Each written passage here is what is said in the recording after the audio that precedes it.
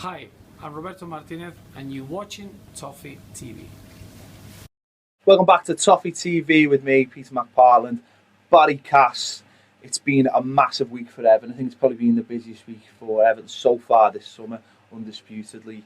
And really, going back to the transfer deadline day last summer, probably the most dramatic as well in terms of what we've brought in. Obviously, we were at Finch Farm on Wednesday night for the arrival of LUKAKU. We've done a little video outside there. If you haven't watched it yet, go and check it out. And it was very exciting. It was very exciting to see Everton bringing in a player for such a big amount of money. But not only a big amount of money, but also the fact that who he was and the stature and what that brought with it, and just to see fans excited, it was brilliant. Fantastic to be there, wasn't it? It was there was definitely an air of anticipation as we arrived and seeing the sky cameras and things like that, and there was a real buzz around the place. And don't always get that with signings, obviously, you know, to get your number one target and to know that he was en route after himself tweeting photos and everything. It was fantastic, and fantastic to actually join the big boys with that spending the 20 odd million. And it's great because it puts an end to the Willy Woney saga that's plagued us all summer. Yeah, we've always been quite adamant that the money was always there to buy. We always felt like it was going to happen from that point of view, but you could never tell. You could never tell. Some people out there were adamant he was going to sign. Some people would never believed Everton would have paid upwards of 28 million. But it was always down to him, and whatever's gone on at Chelsea, obviously Roberto Martinez has given the confidence and shown the belief in the lad all summer, and ever since he signed, really, that Everton should and would eventually be his home.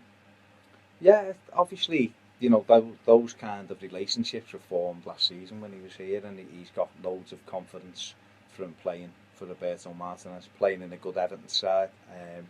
Just fell short of Champions League football.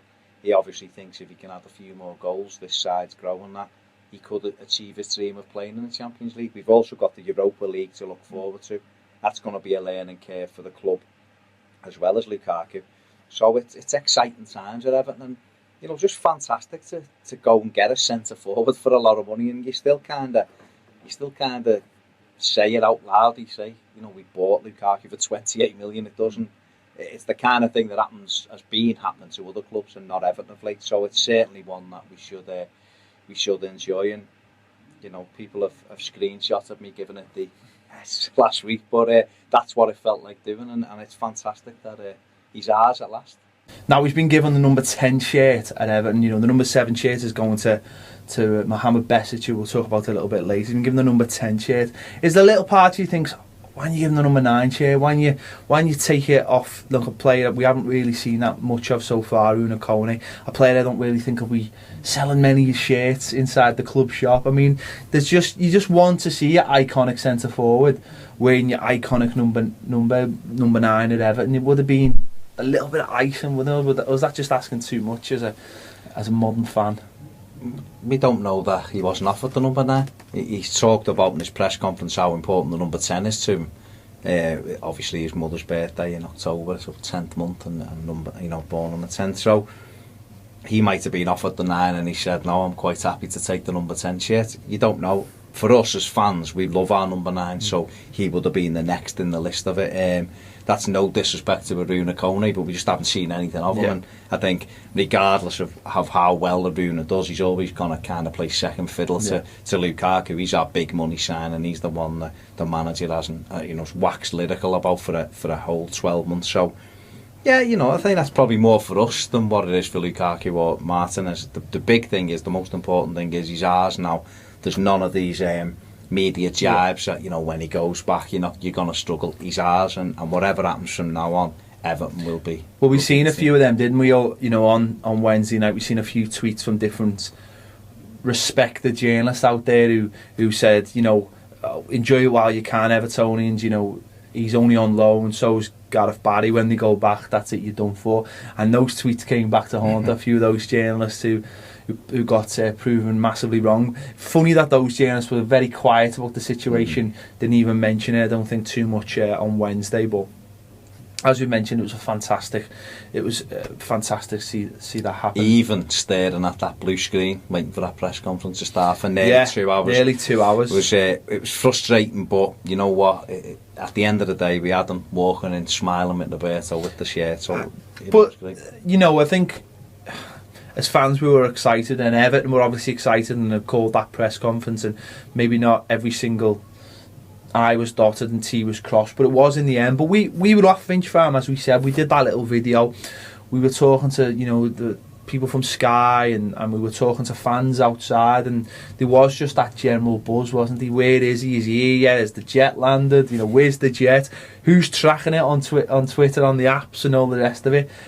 It was a day of disbelief at times. I think what it does is it makes you want more of those signings, doesn't it? Now, obviously, we're not going to get that this summer. You know, we've had our big. He's kind of our marquee signing, if that's what you want to. You know, we haven't got a marquee. We haven't got a marquee. We used to have one. Well, we've got one back now because he's Lukaku. But it makes you hungry for more of those kind of days, doesn't it? When we can go and attract these big players and pay money for them, and it's great to just see Everton going back to the top table again and really being able to pull off such a big signing, because it is a big signing. It's a massive signing.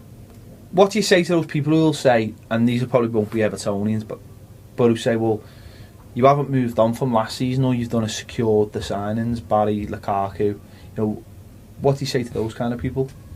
Well, what would they have said if we wouldn't have secured the signings? They would have said you're a lot weaker than you were last year, you know, and you'll struggle because you haven't got them. Yeah. But we have got them. We've got Gareth Barry in for 3 years, you know, on a long-term deal. Romelu Lukaku's in now for 5 years on a long-term deal. So, arguably, we are stronger because we know what we're planning for the next couple of years with them. If he's added other players in there as well, he wants more on top of it. So we kind of know where we are, whereas some clubs who have, maybe the likes of Liverpool, who have lost the Luis Suarez and have brought in an influx of 5 or 6 players, maybe they don't actually know where they are because the makeup of the team will have to be a little bit different this season. He won't have a Suarez. So it would have been the same if we wouldn't have got Ron back, and we would have had to, maybe we'd have gone for Boney, or maybe we'd have ended up with somebody else. We might have been a little bit unsure as to how we were going to line up, what he was going to offer as our striker. Now we know exactly what we're getting off Lukaku. He knows how he wants to build the team around the likes of Ross Barkley, Romelu Lukaku, James McCarthy, and we've got them in, and that's what's important for us. I don't believe that we aren't stronger than last year. I think we are, because the likes of Lukaku knows now this is his home. Yeah. So I think I think he'll, and he can play against Chelsea, and Barry can play against Man City, which will help us. And those people will always criticise Everton no matter what they do. So that's another reason to watch Toffee TV, because if we've got something to criticise, we'll criticise things that need criticising, that involve all of us at Evertonians, not just pick apart even positive things from the world of Everton. So make sure that's why you keep watching it. That's what we're here for. We're hopefully here to bridge that gap that isn't, that just seems to ignore Everton. But I just think when those people do try to pick holes in us, we're obviously doing something right, aren't we? We're getting up the nose, if you like, and we're going to be here under this manager with these kind of players. We're going to be here to keep rubbing their nose in it, basically. Now, he was introduced to the crowd at half-time. Leon Osman's testimony against Porto. Another player that we got our first sight of at that game was Mohamed BESIC'S, who came on as a second-half substitution. And let's be honest, he was boss. He was fantastic. I know it was only a friendly, it doesn't mean anything, but I think that video clip of him doing a little couple of tricks that were basically his first touches have attracted about 120,000 views on Everton's YouTube account, which is probably the best they've ever had. And he was really good. He had a good touch about him. He had a couple of nice little neat tricks. His passing range I thought was fantastic as well. And to see a player go out there and do that straight away. He did the things we expected. He got in hard. He made tackles, made challenges. We all expected those things, but those other little things, as we mentioned then, wasn't in the brochure. So I'm really excited to see this player when we get into the start of the season. Definitely, he looked good in the World Cup, at times, playing in that system and in a slower kind of tournament. Yesterday it was only a friendly, but you can tell by a player's first touch when they get the ball under control. You look and think, this kid's a player, and he certainly looks it. That little cameo was fabulous. What I liked more about him was he wanted the ball under pressure. He wanted the ball in tight areas. He could go either way with the ball. He wasn't predominantly one-footed. He likes a tackle. We've seen that yesterday. Good ability on him. Good engine. He was up and down trying to join in. And I think, don't forget, he's only just started the pre-season programme again. He got 45 minutes yesterday. And he's one of those players that he will surprise people this season. People mightn't know that much about him, opposition teams. And he's coming with this reputation. Let's be honest, he's a little bit mad. That first anyone who's got tackle, he's a bit anyone mad. Who's got gun tattoos and knuckle duster tattoos on their arm, and their own name tattooed on the back of that's the neck. You're gonna see. You worry about that. We mentioned this last week, but there was one where he was simply trying to put the ball out, but the ball ended up probably on Goodison Road. He hit it that hard. He made sure it went out. He wanted to win the 50-50. But I think he's a player who, the way he strikes through the ball, he might be able to weigh in with the odd goal as well.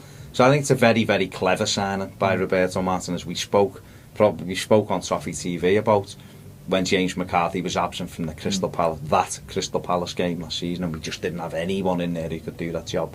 Now you're looking and thinking Darren Gibson can sit in there, and this kid can certainly get in and get about the pitch. So it looks a really good sign. And it's nice to have that little bit of nastiness in there, that little bit of a nasty streak. I mean, we were missing a bit of a nutter. We had Traverson, Heitinger. Well, I was just about to say, we all loved Tim Cahill for the goals he scored, but he also had a little bit of a nasty streak that opposition fans hated him for. They really did hate him, and we love him, but he had that little bit of a nasty streak. And even Fellaini at times with the old fling of the elbow, he had that little bit of an exercise in which... the head. Yeah, and that's what sometimes you need in a player. Sometimes it's really nice to have a player in your squad who everyone else hates but you love. And again, Duncan Ferguson is another iconic player that we all love, because at times he represented us on the pitch. You really want to give someone that put that first tackle in after the first 5 minutes in a derby.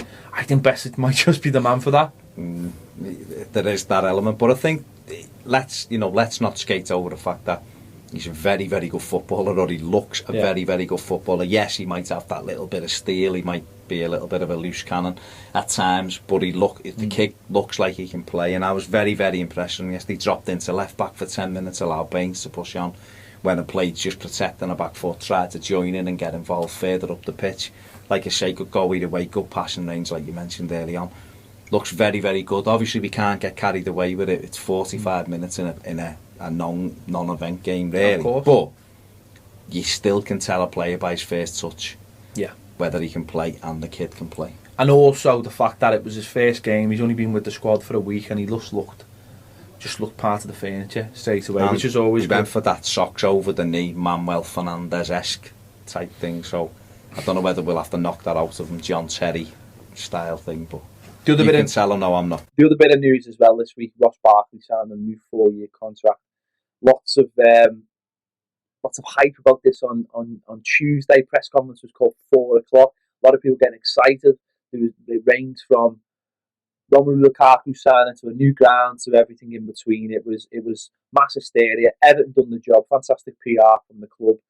They created excitement amongst fans and the media, and to the point where people were actually disappointed that it was just Ross Barkley. But just Ross Barkley, 4 years, one of the most exciting talents out there at the moment for his age, certainly, and he's a blue. And when he was in the press conference, he was so excited, he was so happy.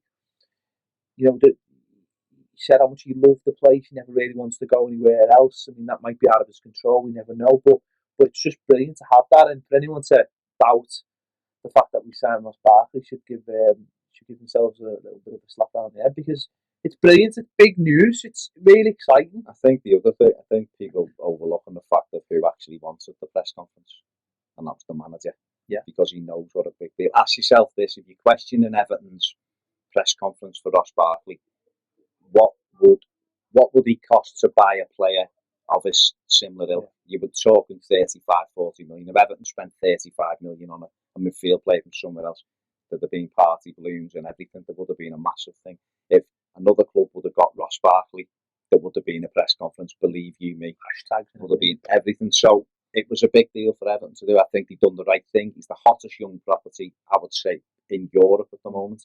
His name's on everybody's lips. Chelsea, Manchester City, Manchester United, all interested in him.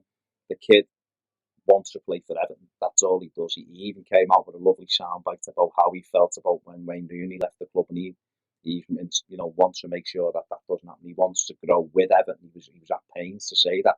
You know, I'm not just signing this deal as a, well, this will guarantee the club money. I'm signing this deal because I want to take us to the next level, and I want to take us to the next level with Seamus Coleman and Roberto Martinez, and obviously he knew Romelu Lukaku would have been coming back. It's a massive day, and Everton, absolutely, he's been sat on his contract for a few weeks, Barkley. It's fantastic that it was done. And if you're moaning about any kind of press conference for him, have a word with yourself, because this kid is massive, and he's an Evertonian. As you just mentioned, you know, that's Bain's done. That's the manager signed. That's Coleman signed. I'm sure there'll be more to come. We want to see John Stones. We want to see McCarthy. John Stones hasn't stalled. He can't sign any new deal until October when he changes agent, and that's agreed. That's it. That's what we're saying. We're saying, you know, we want to see all these players. The players want to stay. It's, you know, it's players anyone who must be sitting there thinking, worrying about a new contract at Everton, they're worrying about not getting a new contract. That's the way they must be thinking. Then I don't think there'd be anyone at the club thinking, how can I engineer a way out of the club? Everyone knows this is the best place to be. Romelu Lukaku said himself, this is the place I need to be to become a better player. Look at Lukaku, right? He's one of the hottest young properties in Europe. Young strikers, loads of teams sniffing around him, loads of teams interested in him, and he's chosen to come to Everton. He had offers. He could have gone other places. He could have stayed at Chelsea. He's chosen to come here. That will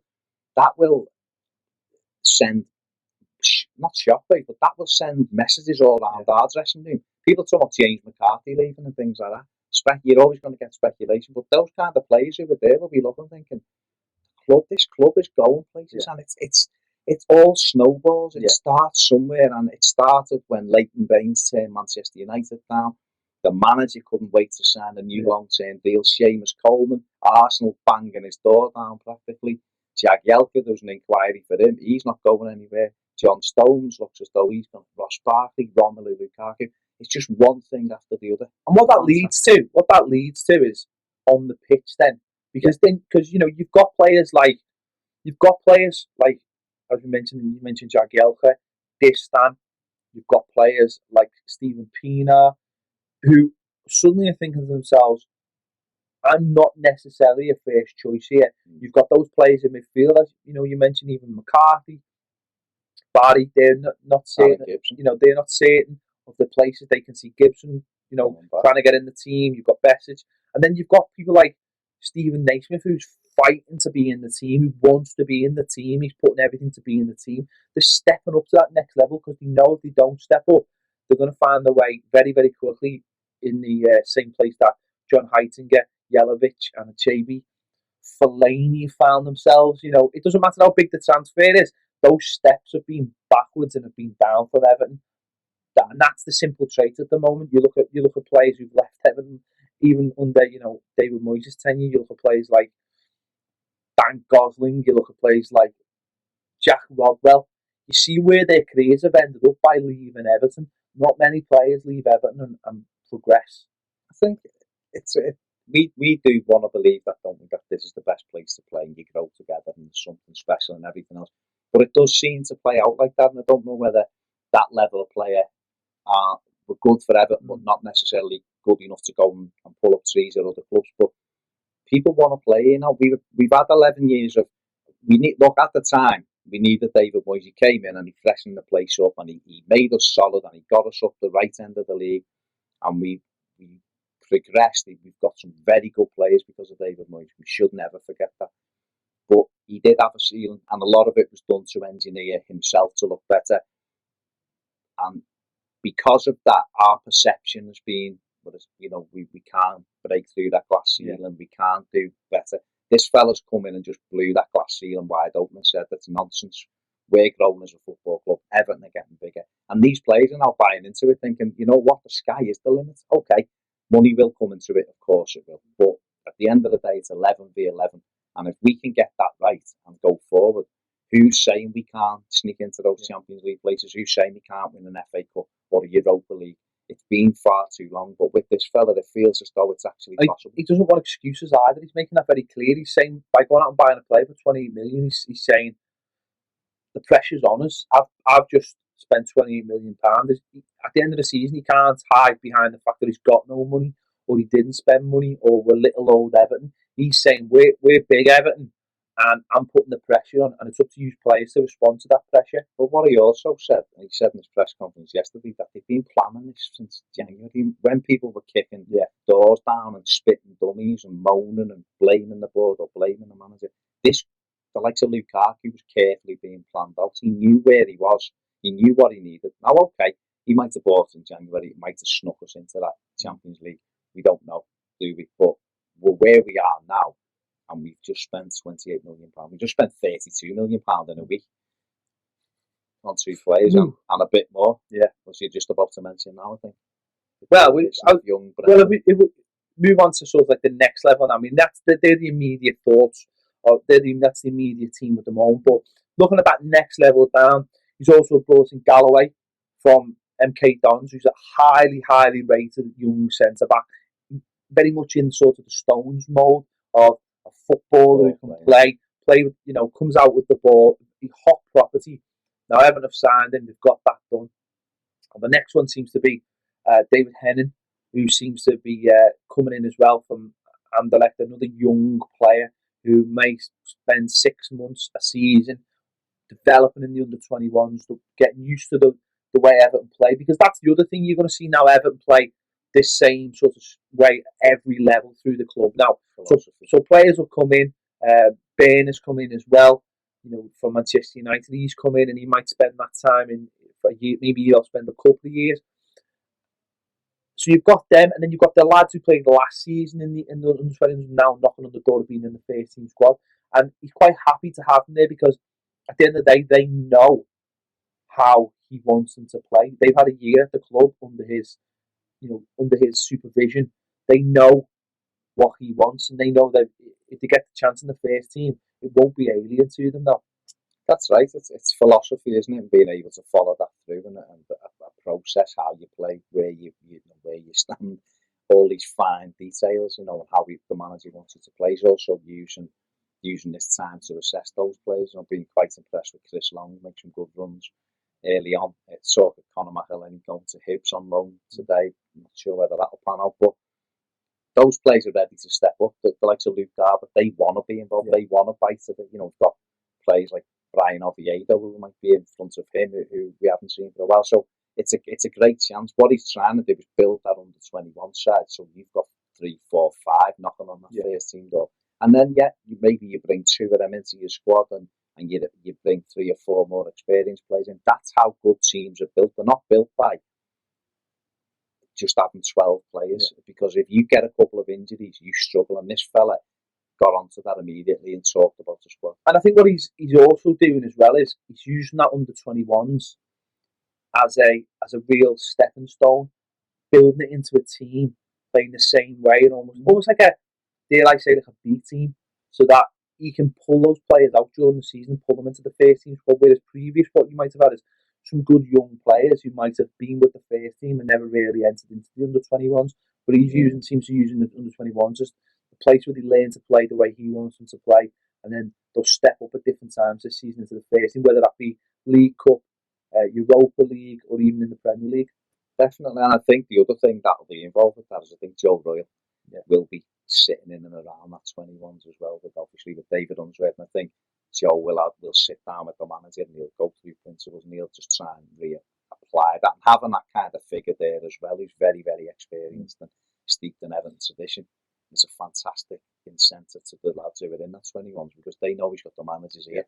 And it's very much building a team. It's not hotspots, but 15-year-olds in the 21s and things like that. It's a real thought process of how you get your team to play in a similar way, so that if you need to pull one in, they're not out of the depth. And the likes of Galloway and David Hennon isn't done yet. We have to stress that, but all things are pointing at it. Maybe he will be another one. He's highly rated. Goes into that 21 squad. Yeah. If we're talking about players Everton are linked with as well. The latest one is Atsu from Chelsea. A loan maybe leading to a permanent deal. I mean, that one, if you looked late last week over the weekend, it was very close. There seems to be definitely something there. And he's mentioned, Roberto Martinez has mentioned, he wants a winger, and he hasn't quite named who he wants, but that's where everything seems to be pointing. Yeah, look, he's even been asked directly about that too, and says he likes him. So I think trying to play it down and say we don't want the fella, that is a bit. There's enough stuff on social media to kind of confirm that Everton are interested in him. It's a deal that got out probably a little bit earlier than Everton wanted. Things to iron out. Some of the rubbish that came out, Sky came out with yesterday about Everton only want him on loan for 6 months, and that's the problem. There's loads of little fine details with loan deals. When Chelsea aren't, decided that he's gonna be sold at the end of the season, so they might want. I've heard the story about game time. That may be right. They might want a certain amount of game time, similar to the way Barcelona wanted for Deulofeu last season. So he's a player. He's exciting. He's quick. Can play on either wing. So he's kind of fits into that Martinez mould. And it's someone we probably do need. We watched McGeady yesterday. Showed some good touches at other times. He looked well off the pace. So we need that freshness in those wide areas, and I think he'd be a good addition if Everton can get it over the line. But just briefly, as you mentioned earlier, Osman's testimonial. 1-1 draw with Porto. Brilliant for Leon Osman to get his testimonial. He deserves that.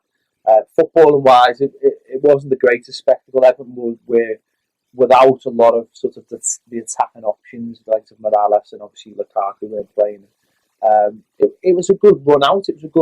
Physically, I think they've done what it's supposed to do. That leaves 2 more left now before the Premier League season starts. Do you think now he'd be looking for that little bit of a shift up, because the way Baines was back, Jags was back, Howard was back, and then next week we see Lukaku and Morales come back as well. He'd be looking now only for that sort of little bit of a shift up now, I think. You've been watching Toffee TV. Don't forget, catch up with us on Twitter at Toffee TV1. youtube.com/EFCTV1. You can catch us as well on Twitter. That's THC1878. Ped7 if you want to talk to us, abuse us, throw any nonsense at us. Don't forget to check the website as well. Our website's up at toffeetv.net. We'll be back soon.